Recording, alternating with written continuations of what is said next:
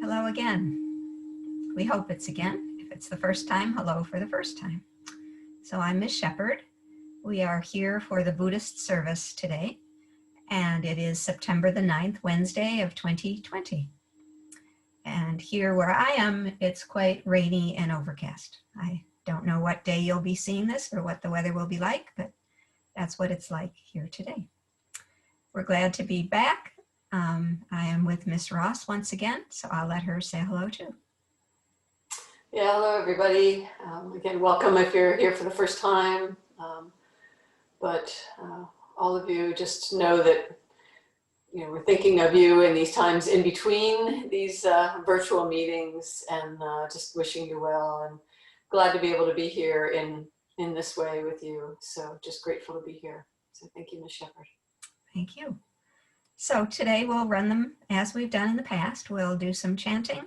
Well, first I'll light the candles and the incense. Then we'll do some chanting together. And then Ms. Ross will lead us in a guided meditation, and then we'll have some conversation about a couple of issues, and then we'll dedicate the merit at the end. So as I've said before, we're really glad when we get comments or feedback from you, so please continue to do so. One of the pieces of feedback we've heard from one of the prisons is that you would really like to have us do some chanting in Pali. So, and that at one of the prisons anyway, you're already doing that. So I'm happy to do that. So for those of you that have the, at all the chapels, mine's yellow, but you have blue chanting books. And so I'll be chanting the preliminary homage, the refuges and precepts, in Pali, partly in English, mostly in Pali, and it's on page 19 and 20 of those booklets. So if you want to stop the tape for a moment and go get those if you don't have them, you can follow along in those booklets. Each of the chapels there have at least 5, or most of them I think have 8 anyway, copies of this chant book. So you should all be able to follow along. So what we're going to do is page 19, below taking the 3 refuges, and then through to the bottom of page 20. Okay, I'll go light the candles.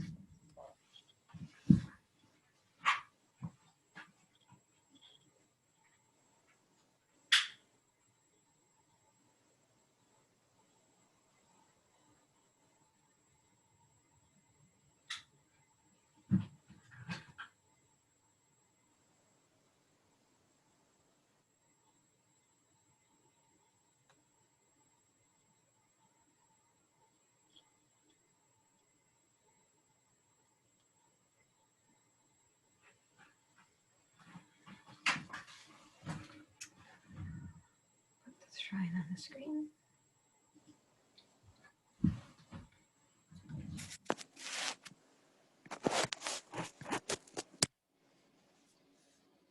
Namo tassa bhagavato arahato sama sambuddhassa. Namo tassa bhagavato arahato sama sambuddhassa. Namo tassa bhagavato arahato sama sambuddhassa. Homage to the blessed, noble, and perfectly enlightened one. Homage to the blessed, noble, and perfectly enlightened one. Homage to the blessed, noble, and perfectly enlightened one.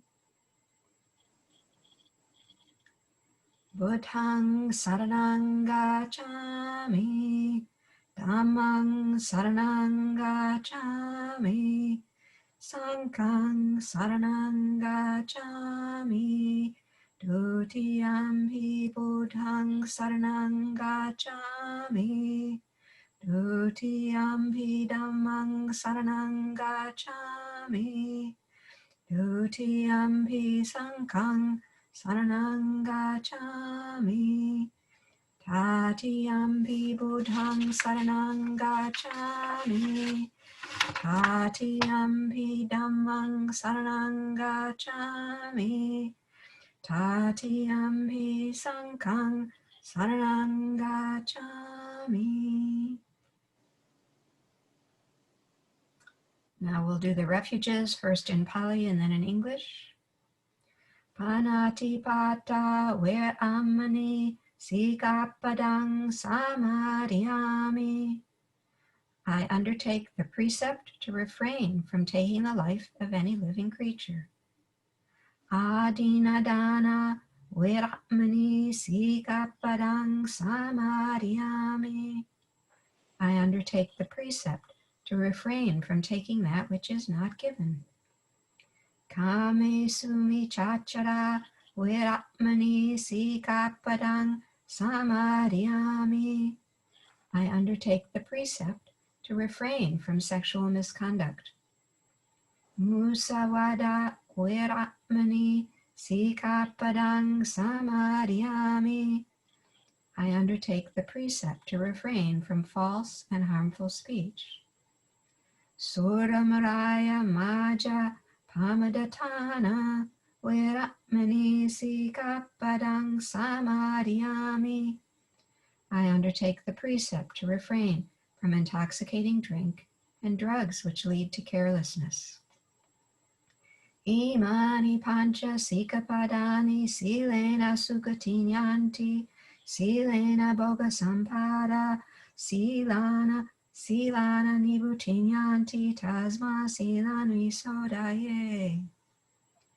These 5 precepts have virtue as a vehicle for happiness, have virtue as a vehicle for good, have virtue as a vehicle for liberation. Let virtue therefore be purified.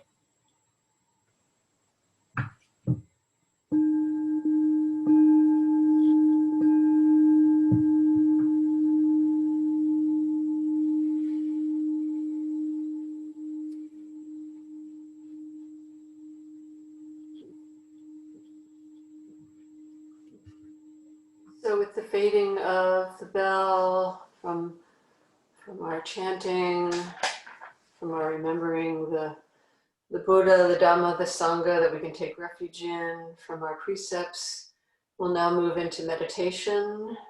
So we'll want to take our whatever meditation posture we're going to be sitting in today, whether you're sitting, standing, lying down. But you want to make sure that you're in a position that's comfortable yet upright. So in whatever way you do that, so first we can come into the posture by feeling grounded, feeling stable, the stability of the support of the chair or the cushion that we're on, of the floor. So really feeling the groundedness of the body, coming into this moment of the intention to really be present with this body, this mind right here, right now. So the body that's grounded, upright, yet relaxed. And we can have the eyes open or closed, however we feel comfortable. If you do choose to have your eyes open, just have a soft gaze so that we're not looking about, so that we can come and have the mind be calm, not distracted by visual distractions. So we're in meditation, we're practicing being present with this experience right here, right now. Reflecting on this experience in this body and this mind. So we can start by setting our intention for our practice. And each of us has their own reason for practicing, but it's good to bring that to mind. What is your intention in practice? Is it calm? Is it to have more understanding? Is it to just find more ease? Whatever your intention is, just bring it to mind. This isn't a goal, this isn't anything to have to achieve, but it's just a reminder of what brings us to this practice. Maybe it's curiosity. So remembering our intention and then letting that go and coming back to the feeling of grounding in the body. Feeling the body in whatever way we are experiencing it, maybe sensations in the body. You can notice the pressure, maybe where our feet are in contact with the floor, or various parts of the body in contact with the chair or the cushion or our support.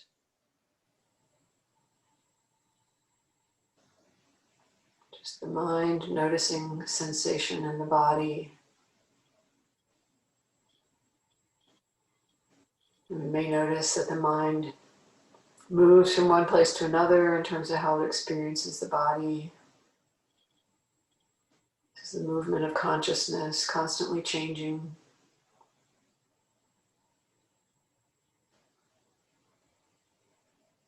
And maybe grounding in the body, for some people experience it as just a sensation of the whole body, just a sense of being the body in its entirety. And if that's how you experience it, that's fine too. Just noticing however it is.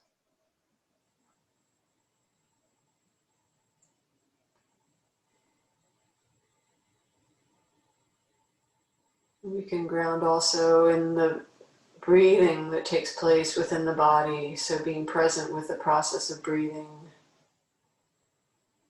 Breathing in, breathing out. Maybe we feel this in an energetic way, just a sense of the body breathing in, receiving energy, breathing out, letting go.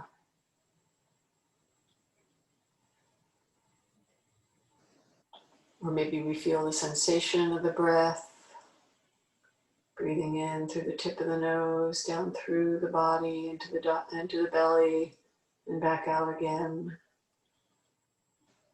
Or maybe there's one particular place that you relate to the breath. So we bring our awareness to the breath, however we're experiencing it. Breathing in is like this. Breathing out is like this.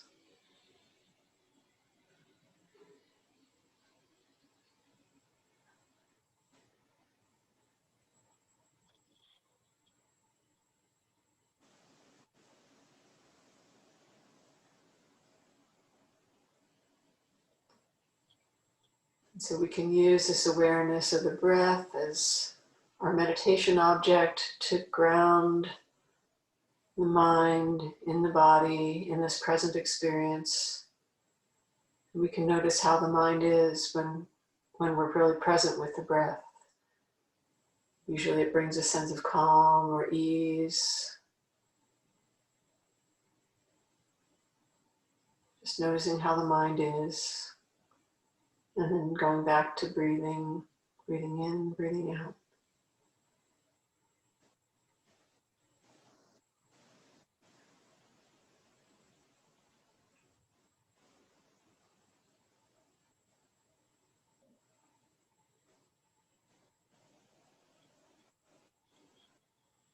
And we may notice that some thoughts come in.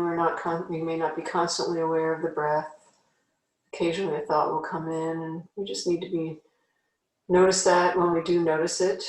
Be grateful that our mindfulness has brought us back to awareness of that we've gone off our meditation object, not judging, just coming back to the breath.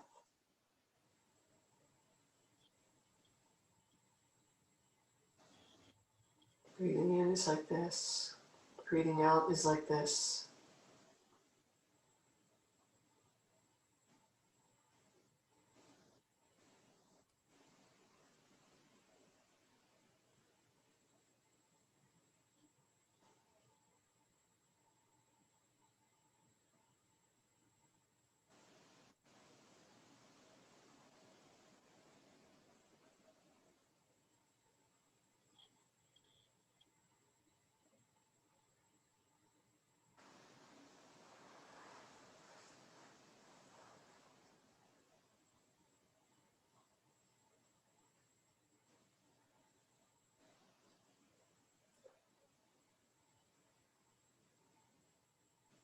Being aware of where the mind is. Is it still on the breath or is it wandered off? Noticing how the mind is, if it's wandered off, has it become agitated or just distracted or gone to sleep? Or if it's with the breath, is the mind calm or is it agitated? Not judging, just noticing how it is and then coming back to the breath.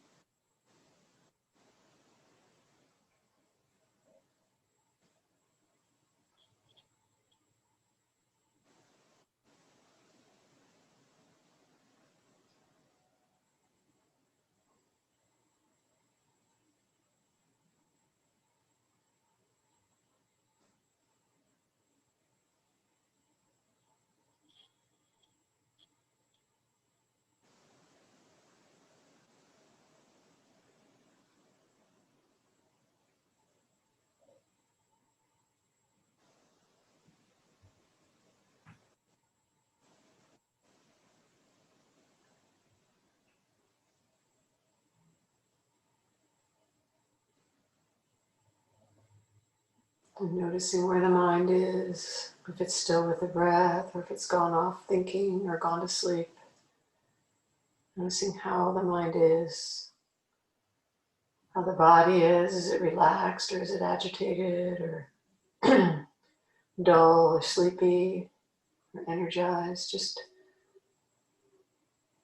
seeing how it is right here, right now.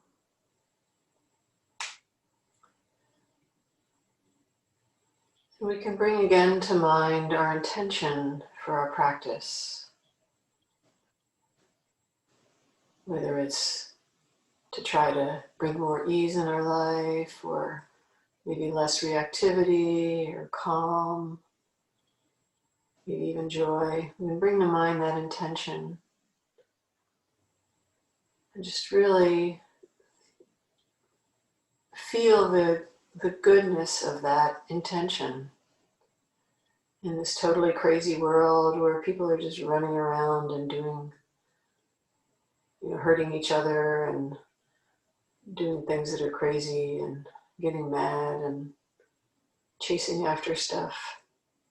Just feeling the goodness of the wholesome intention to take this time to practice in this way, practicing training the mind to be calmer, more at ease, to be less reactive so we can be with other people in a calmer, more caring way. So contemplating that intention, really bringing that to mind and giving ourselves credit for the goodness of that. It's a noble intention. And so just feel how that lands in the body. I'm doing something right here, right now to benefit my mind, my body, but also to benefit everybody, the people around me, my friends, my family, benefiting the world by training the mind to be calm, stable, less reactive, to get to understand the real experience that we have here in this mind, in this body. It's a good intention. And sure, we should acknowledge that.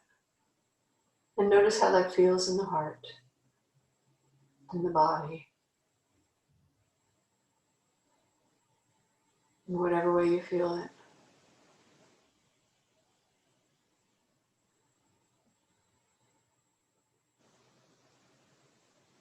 And coming back and regrounding in the awareness of the breath again. The rhythm of the breath, the calm rhythm of the breath. Letting go of thoughts, plans, expectations. It's just like this. Breathing in, breathing out.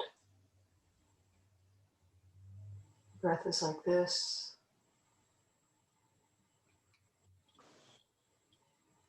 This body is like this, right here, right now.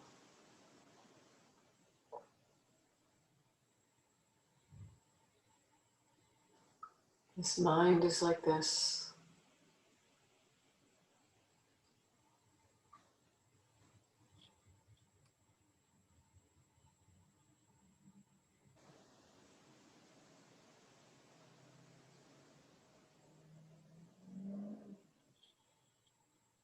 This is our practice, to practice noticing how it is, noticing moments of calm and ease,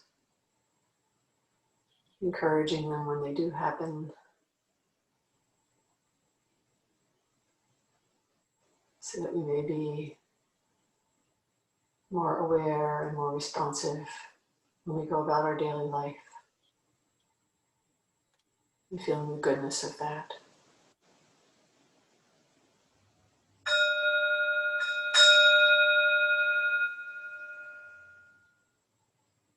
So the sound of the bell takes us out of the meditation, but just bring yourself back to the awareness of your body, just as it occupies the space that you're in. Maybe there's other people with you. Just be aware of your surroundings and just reflect on how that meditation, what you might have observed during that period. And then letting that go, and just being present.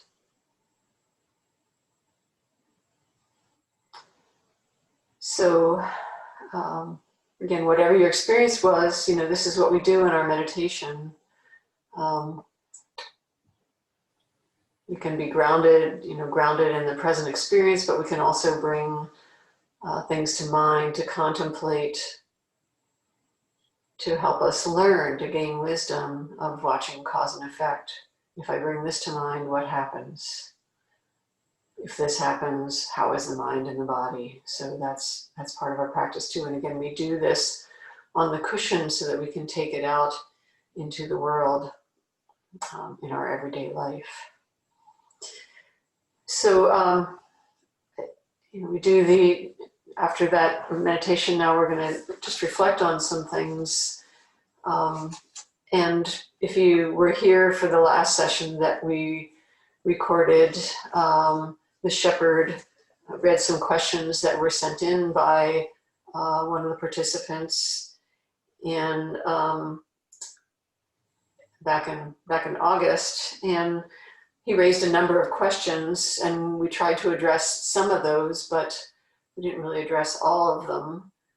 There were 3 of the questions that when I reread them, related to something that I'd like to talk about today. And these questions are: is there an opportunity to think outside of ourselves and become more understanding individuals? Would it be too much to ask for selflessness? I love that question. Would it be too much to ask for selflessness? What happened to accountability and responsibility for the fellow human being? And these kind of questions, these are the things, that the practice isn't just about ourselves, it's about how we relate to other beings. And, how much accountability do we have to them? And just how are we interacting with them? How can we be with them in a calm, maybe helpful way? How can we, first of all, just not do any harm? That's always a good start. So these are aspirations that we have, things that we want to, try and do to make our life easier. And these are things that we get a chance to think about when we're doing meditation or just doing any kind of spiritual practice. And in Buddhism, this relates to what in Pali is called sila, S-I-L-A, or ethical conduct or virtue. So it relates to the precepts that we just chanted at the very beginning of this session. And so these these precepts, these ideas of sila or virtue, they're important in our practice, not for like a moral righteousness, but rather that if we remember and practice some basic ideas like are in the precepts, we're less likely to act out and stress ourselves out, to harm ourselves, harm other people. So that's the reason that the Buddha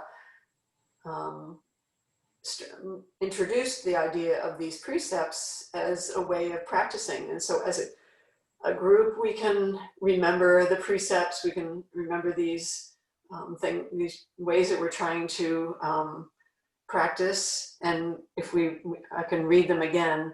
I undertake the precept or the practice to refrain from taking the life of any living creature. I undertake the precept to refrain from taking that which is not given. I undertake the precept to refrain from sexual misconduct. I undertake the precept to refrain from false and harmful speech. I undertake the precept to refrain from intoxicating drink and drugs, which lead to carelessness. So all of these are just a guideline. They're not commandments like thou shalt do this, but these are just good reminders of how we can live with less stress in our life, right? If we don't act out, if we don't say things that we later regret, if we don't take stuff that belongs to somebody else, if we don't harm other people, other beings, we have less things to regret in our lives, you know. And it makes it easier when we sit down and meditate, for one thing. Then we don't have to have all the stuff that we wish we hadn't done coming to mind. It allows us to be calmer in meditation, but more importantly, it allows us to be in the world just with more ease and less stress, you know. So that's what these precepts, and we practice these both in how we're thinking, what our body actions are, and just where our mind goes. And we use mindfulness to keep these in mind. And when we don't act according to these precepts, you know, when we do something that didn't quite meet the standard, you know, we can start judging ourselves, you know, but there's really no sense in, you know, bringing guilt into the equation. So there's a difference between noticing, well, I did this and it caused harm, or I said this and it caused harm. We can notice that, and rather than going into guilt, you know, I'm bad, you know, the story of guilt and shame and everything, that's not useful either, because it just helps add more stress. But we can have regret or remorse. We can notice the effect. Oh, it made my heart tighten up, or it made that person feel bad, or it caused harm here, or it caused me to get angry and now there's all this energy and somebody was harmed or whatever. We can notice that, but without having the story of the guilt, but we can just notice how it increased the stress of our lives and maybe of the lives of somebody else. And we can remind ourselves that we don't really want to do that. We can notice that stress and we go, you know, I know there's a better way to be, and just say, coming back to the precept, I tell myself I'm going to try not to do that again. And in some ways, some versions of these precepts, we say, I undertake the training. You know, we're undertaking training here. We're not necessarily perfect beings, but we're training ourselves to think about our thoughts and our speech and our action, to actually think about them, which is something that we maybe didn't used to do. I know I didn't used to do it, and I caused a lot of harm and caused a lot of stress in my life, you know, saying things I shouldn't have said, hurting people, and feeling the regret of that. And when we notice that, we can undertake training, knowing that it's going to take a while to undo all those habits of action.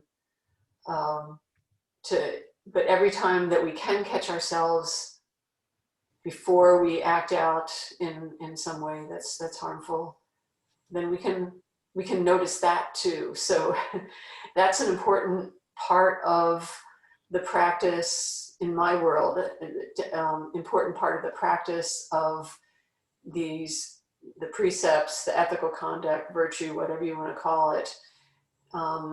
Not just using these precepts as a checklist. I'm either a good person or a bad person. You know, that's not really helpful. That's just judging and dividing and adding more stress. But we can also notice the times, and most of the time we don't pay attention to this, but we can notice the times when we act out of kindness or generosity, or we can notice when we were ready to lash out at somebody and we restrained ourselves. Or we can notice just the goodness of our intention, of our practice, like we were doing during that meditation that we just did. You know, feeling the goodness of our intention to try to understand this mind and this body, even though we're not a perfect being yet, but just feeling the goodness of that intention. And it's something that, again, as people in our society especially, this is not emphasized. What's emphasized is getting more, pushing the other guy out of the way to get it, you know, all that stuff. And so we're doing something a little different. And we're also, society emphasizes judging yourself if you don't quite meet the standard. But we're training the mind to be in a different way of remembering the positive things that we do, remembering how goodness and kindness and generosity, and refraining, holding back when we want to act in some unhelpful way. We can notice all those actions. And one of my favorite stories from one of my teachers, Joseph Goldstein, he talked about he was struggling in a meditation one time, or, you know, during a period of his practice. And his teacher said, well, you know, think about your sila, think about your sila. And so Joseph went back to his, you know, practiced, and he was remembering all the horrible things he did. And he went back to his teacher. He said, that just made it worse. You know, thinking about my sila, all the horrible things I did. And the teacher goes, no, I meant, like, think about all the good things you've done. You know, remind yourself of all the good things. But our Western mind goes immediately to all the bad things we've done. So, you know, remind ourselves to, you know, not puff ourselves up. This isn't about ego, but it's remembering the goodness in our practice, you know, the goodness that comes from our practice, and really remembering that too, to counteract all that judging and negativity that we so commonly have in our world, and that's reinforced in our world. So that's how I work with ethical practice, ethical conduct, the precepts. Ms. Shepherd, do you have any thoughts on this? How do you work with it? So thank you, Ms. Ross. So these are one of my favorite practices and teachings, because they just are so foundational and so helpful. I know in the written thing that I sent lately that maybe you've seen, we were talking about awareness a lot, and that's, you know, in our meditation we talk about knowing and awareness, and that's all really, really important, but awareness always has to be practiced along with ethical behavior, ethical conduct. That without the ethical conduct, awareness is not where we're headed, because we can be aware of doing things that are really ethically harmful to ourselves or to others. So this practice of sila, of developing goodness and virtue, is so so freeing, actually, and also so important. A similar story I've heard to the one Ms. Ross told about Joseph Goldstein is one I've heard, where this was from Ajahn Pasanno, Longpo Pasanno. He said he's a very revered teacher, and so he has young monks come and teach with him or study with him. And one of them had been trying really hard and was getting very discouraged about his meditation, and finally came to Ajahn Pasanno and said, you know, it's just not working. I think I should disrobe. I just can't meditate. And Ajahn Pasanno said, well, but how are the precepts? Are you continuing to refine your understanding of the precepts and virtue? He said, oh yeah, I can do that fine. He said, great, just do that. That's enough. That, as we develop our understanding of the impacts of our actions of body, speech, and mind on our own heart and on the lives of other people, that is developing clarity of mind. That is developing better awareness of what's occurring in the world. So really, one could spend one's life just refining the precepts, refining our ability to consider what behaviors cause harm to me, in what way they cause harm to me and to others. So one of the things that I think is helpful too is, what's the measure that we're using? Ms. Ross sort of touched on this as well, that the measure isn't a societal standard of right and wrong or good and bad. It's not that at all. The measure is our own assessment of what causes suffering or harm and what doesn't. And so our precepts or our trainings are to direct our attention towards our actions and the consequences of our actions. That's it. And when we notice that the consequences of our actions cause harm or suffering or pain to ourselves or to other people, then we know, oh, maybe rethink that. Maybe next time try something else. That didn't work so well. Not in a guilty, oh, I'm terrible kind of way, just like Miss Ross said, but in a wise way of a learner, of someone interested in learning. How do I do that differently next time? Like a craftsperson or an athlete or someone that is developing a skill. The skill we're developing through these trainings is the skill of kindness, the skill of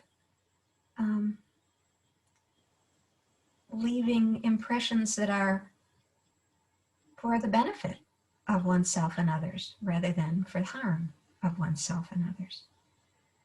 So one of the other things that people often ask about the precepts that I think is a really good question and helped me do some thinking is, well, why are they all, that they sound negative? They're all about refraining. Why don't they, I wish they were phrased positively. And so I asked some of my teachers that,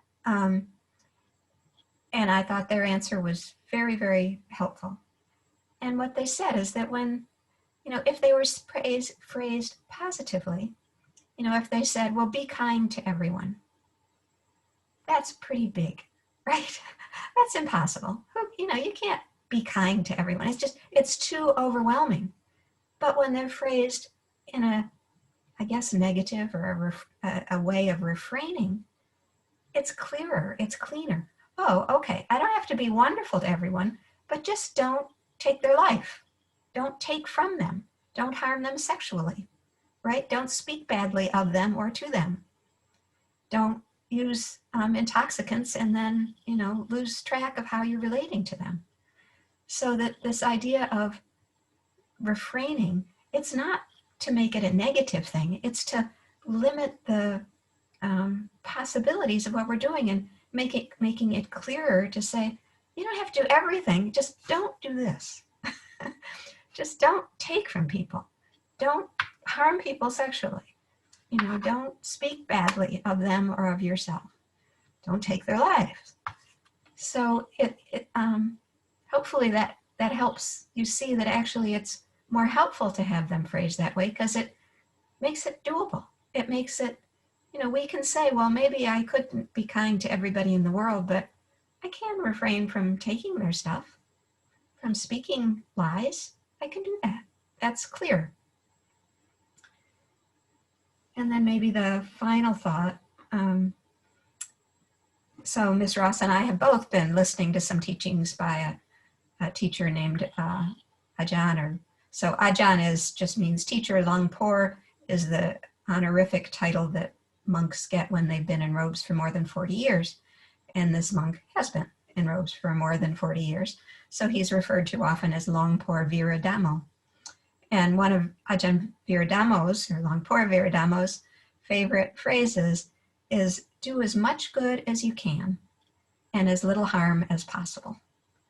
And, that's great advice. And that, again, that's not asking you to do all the good in the world. That's not asking you to be a saint.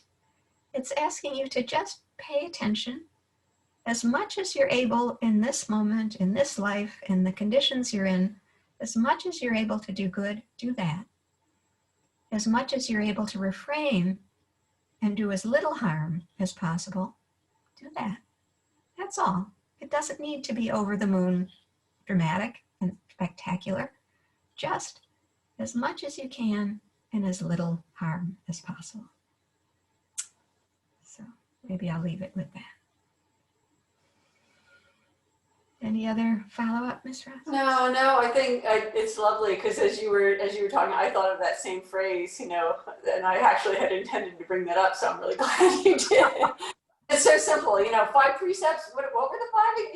You get wrapped up in that. It's just like, and if you had to do one thing, just be kind. Like, be kind to yourself and be kind to others. Because the kindness means that you're not getting things revved up and stirred up.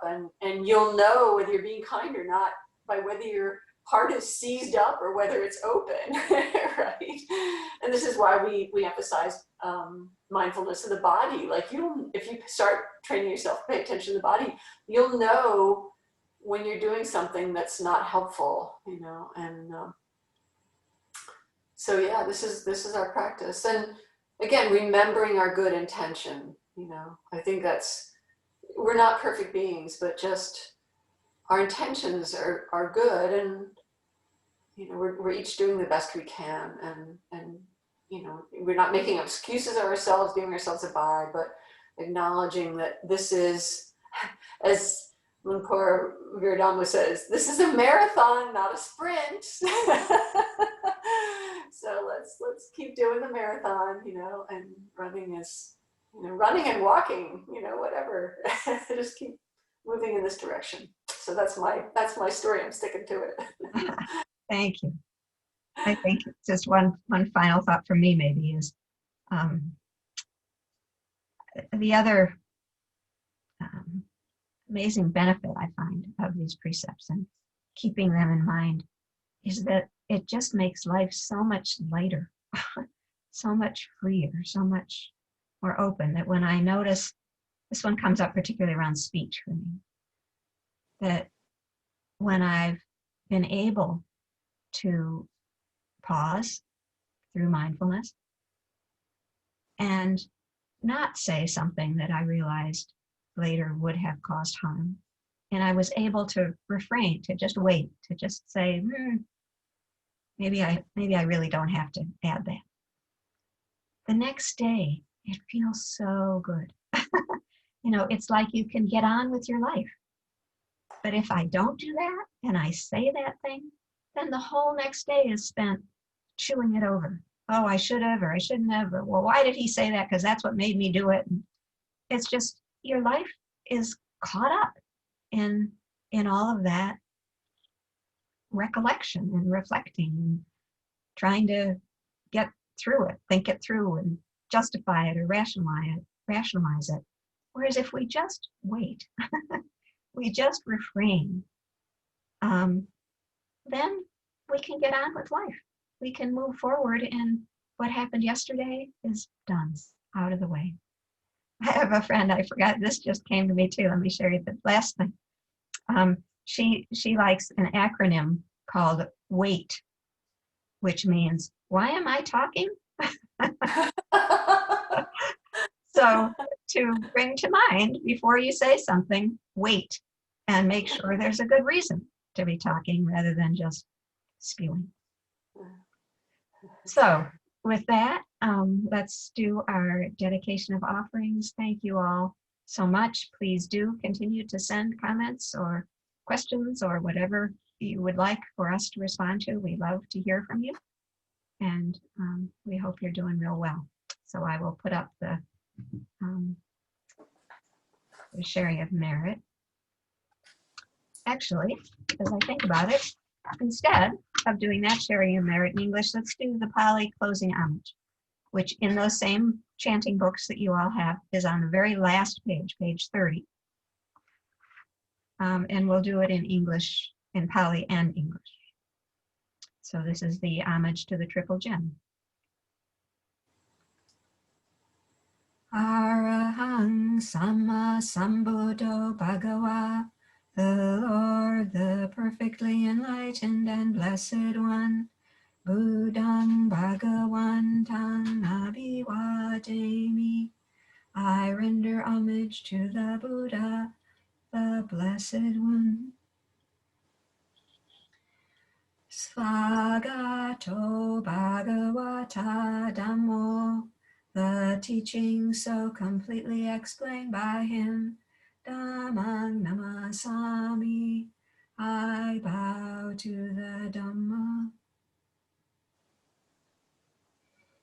Supatipanno Bhagavato Sawaka Sangho, the Blessed One's disciples who have practiced well, Sanghang Namami, I bow to the Sangha.